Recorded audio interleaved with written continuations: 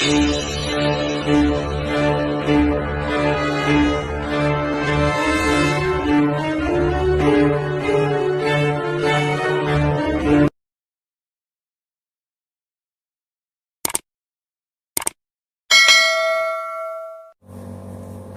guys, selamat datang di Black.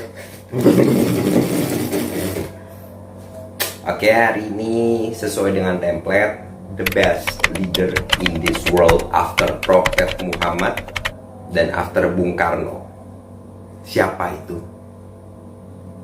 Ya, ini adalah the best pemimpin the best setelah Nabi Muhammad dan Bung Karno, baru ini dia terakhir. Atau enggak terakhir juga sih, masih ada lagi yang terakhir, nanti habis dia kayaknya Imam Mahdi. Oke, siapakah dia? Vladimir Putin. Siapa Vladimir Putin? Mari kita bahas.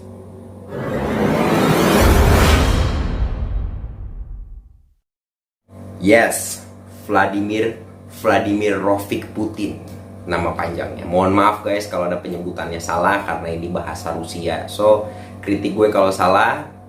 Oke, dia lahir pada 7 Oktober 1952 di Leningrad waktu masih Uni Soviet.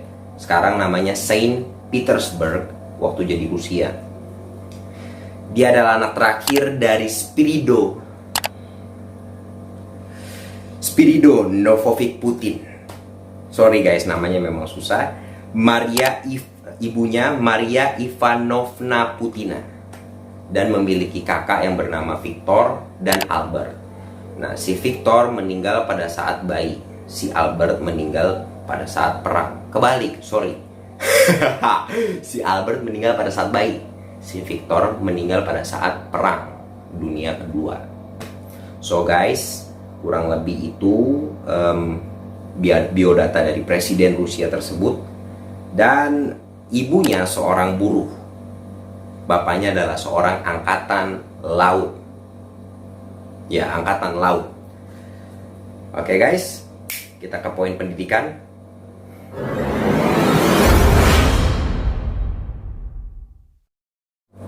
Oke, pendidikannya, dia pernah bersekolah pada tahun 1960 di Gang Boskov. Nama sekolahnya 193, dekat rumah. Jadi ini sekolah biasa, nggak sekolah orang berada, karena zaman itu kan namanya zaman habis perang guys. Pokoknya si Putin ini memang kurang berada lah istilahnya. Tinggal di dalam apartemen kecil di daerahnya Saint Petersburg itu, dan dia tinggal berempat sama kakak beradiknya sebelum meninggal itu. So guys, dan Putin sempat belajar di 193 Gang Boskov. Pada usia 12 tahun, Putin mulai menyukai hal-hal bela diri seperti judo dan sambo, dan dia juga udah kayak punya imajinasi untuk menjadi intelijen. Asik, istilahnya pengen jadi agent kayak 007 ding ding ding ding ding ding gitu dari kecil. Aduh, jadi kayak ngaca. Dan Putin belajar bahasa Jerman di SMA Saint Petersburg 281 dan dapat berbicara Jerman. Guys, setelah dia dari SMA 28 namanya angka jadi bingung gue, 281, dia masuk ke University Negeri Uni Soviet itu guys pada 1970. Tesis Putin berjudul Prinsip Dagang Negara yang paling disukai dalam hukum internasional pada masa itu. Dan setelah dia dari University Negeri Uni Soviet itu, dia langsung direkrut sama Partai Komunis Uni Soviet. Gila nggak tuh? Oke guys, dari situ dia langsung masuk ke KGB.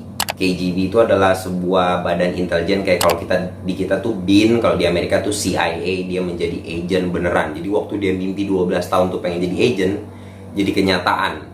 Dia jadi agent di KGB selama 16 tahun. So kurang lebih itu dia karir dia. Dan coba kita lihat sekarang hidupnya.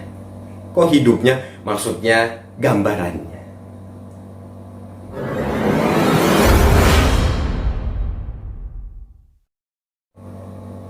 Oke, sorry guys kalau sedikit kurang matang dalam menyampaikannya. Jadi disclaimer, saya bukan orang profesional, tapi nggak apa-apa. Gambaran maksudnya adalah citra diri. Nah, citra dirinya dia adalah sporty, macho, dan sosok pemimpin banget lah yang digambar-gambarkan oleh anak kecil. Makanya itulah, anak kecil kan punya iman. Imajinasi. Bukan kayak orang kita sekarang yang ya kalau udah tua ya biasanya bukan berimajinasi seperti itu. Nah, Putin itu gambarannya itu sporty, suka alam liar guys, dan memiliki kehebatan fisik seperti dia bisa mainin sniper, bisa bela diri. Pokoknya bener-bener gambaran pemimpin-pemimpin Roma gitu loh, yang real gitu, bukan yang nggak menggambarkan pemimpin gitu. Dan dia suka berinteraksi dengan hewan liar. Jadi dia suka berinteraksi dengan beruang kutub lah, beruang grizzly. Dia juga suka dengan singa, macan. Wow, ini bener-bener menggambarkan. Sampai dia masuk tabloid pada tahun 2007, digambarnya sebagai superhero. Dia lagi naik kuda, ditulis di tabloid itu "Be like a Putin". Jadi citra dia tuh udah bener-bener menggambarkan sosok kepemimpinan yang jelas, pemimpin gitu kan. Makanya gue bilang setelah Prophet Muhammad dengan kebijakan yang jauh lah, nggak ada yang lain. Bung Karno dengan persatuannya, ya kan, baru itu ke Vladimir Putin yang agent-agentnya kan, udah, ya kan. Itu guys, citra dirinya. Dan satu lagi, dia senang sekali mempublikasi atau mempromosikan olahraga guys. Salah satunya dia suka main hoki, dia suka memancing, dia suka berburu juga, yang tadi gue bilang pakai sniper. Pokoknya dia gambaran pemimpin banget lah gitu. Sukanya binatang-binatang yang luar biasa gitu guys. Oke, kehidupan pribadi.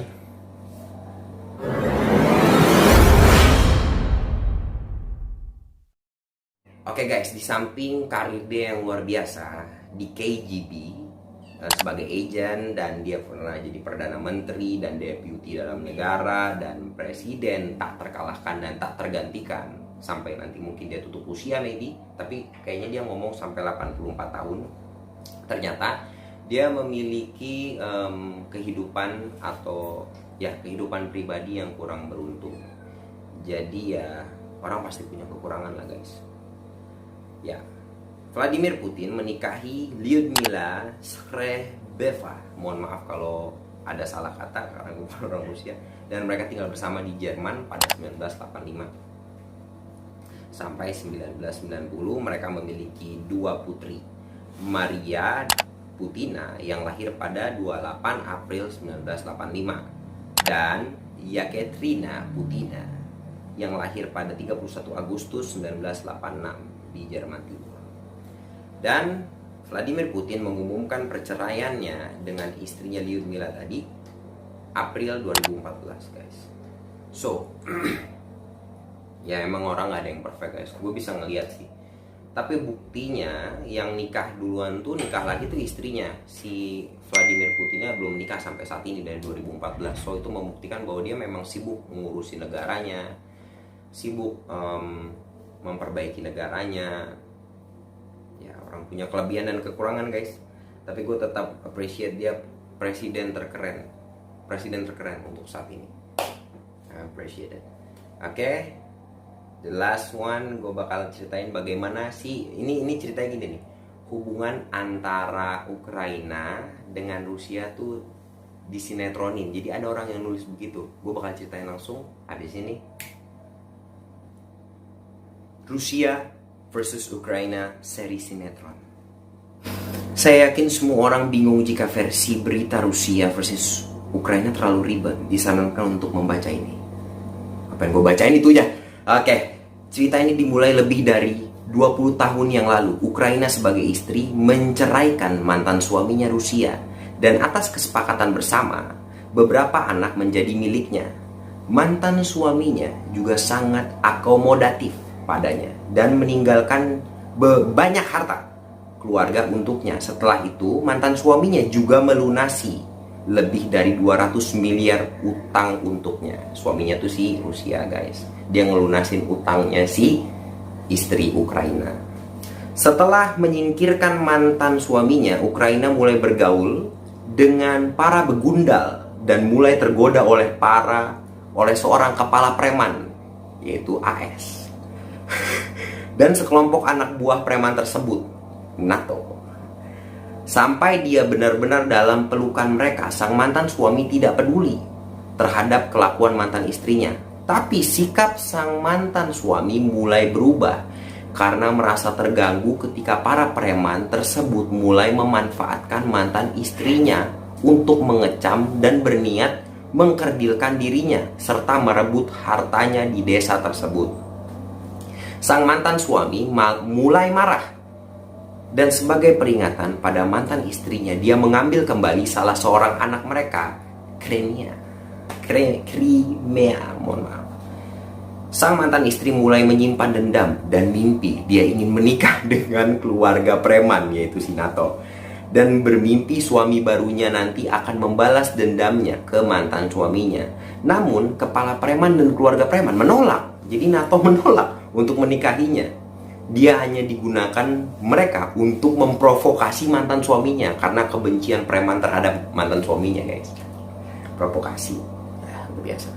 Melihat kelakuan ibu mereka yang semakin melunjak, dua anak mereka, Donetsk dan Lukas,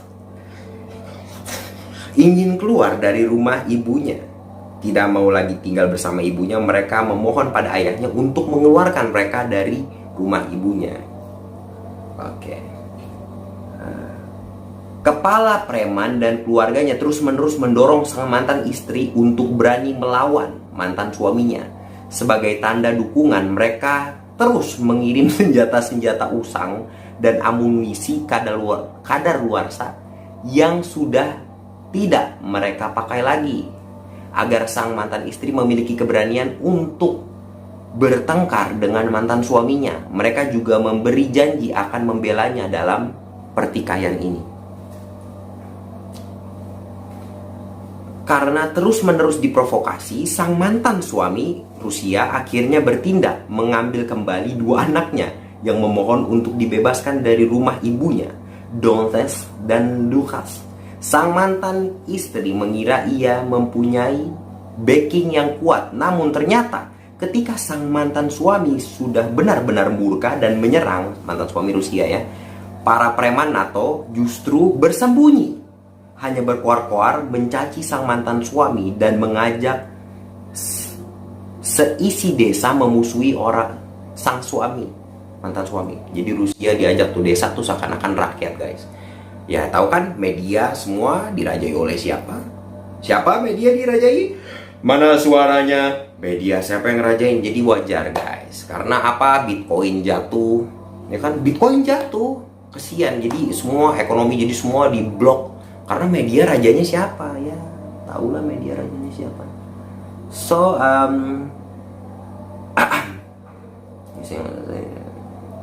oke. Itu ceritanya. Itu dari postingan orang, gue bacain langsung. Jadi intinya, guys, ini hebat. Jadi si sang mantan istri ini cuma senjata buat memprovokasi si suaminya. Padahal udah dibayarin utang, udah dibolehin berdiri sang istrinya, maksudnya Ukraina ini, tapi malah melencong ke NATO dan AS. Ya marahlah Rusia gitu. So ini make sense.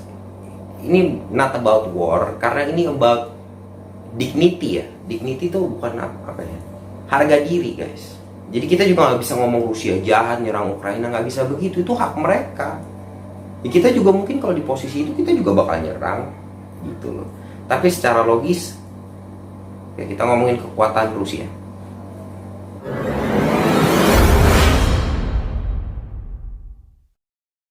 Ya, seperti yang kita tahu, Rusia punya banyak nuklir. Dan Vladimir Putin itu bukan orang yang mudah mundur. Mantan agent, kakak adiknya meninggal, udah biasa hidup sendiri, sampai saat ini gak punya istri. Terus mau mundur untuk menyerahkan dignity atau kehormatan dia? Nggak akan, guys. Dan guys, kemarin di video ini gue udah jelasin bahwasannya memang kita dilarang untuk bersekutu sama orang-orang yang salah. Gini, guys, Jujur aja, Vladimir Putin gue sangat ngefans sama dia. Please, you hear me, Vladimir Putin, please, I love you. So, gue seneng banget sama dia karena dia orang beriman kepada agamanya Kristen Ortodok. Padahal bapaknya ateis, ibunya membaptis dia diem-diem. Dia sangat beriman dengan itu karena dia pernah kecelakaan mobil. So, kenapa gue taruh ini di titik kekuatan? Dia nggak mungkin mundur sampai ada sebuah kesepakatan dari Ukraina. Dia punya banyak nuklir, dia punya banyak armada yang nggak bisa dikalahin. Apalagi kalau dia nyampe ngerangkul Turki. So guys, dia tahu media semua dirajai oleh siapa. Yang kita tahu juga semua media, mau Facebook, Instagram, WHO dan lain-lain, siapa yang ngerajain? Ya nggak? Tapi pertanyaan gue satu deh, ada yang unik di Ukraina dan Rusia ini. Kenapa itu di Rusia sama di China itu kagak pada pakai masker ya? Nah terus juga katanya isu-isunya Ukraina minta tolong WNA untuk bantuin perang lawan Rusia. Mohon maaf nih, kalau kita kan di sini sibuk minyak ya kan, minyak naik, tempe kemarin hilang, ke warteg nggak ada tempe.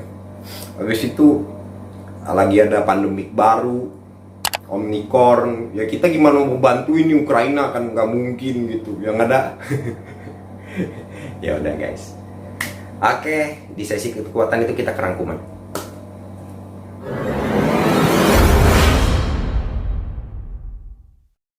Yes, the first in rangkuman adalah dignity, harga diri guys.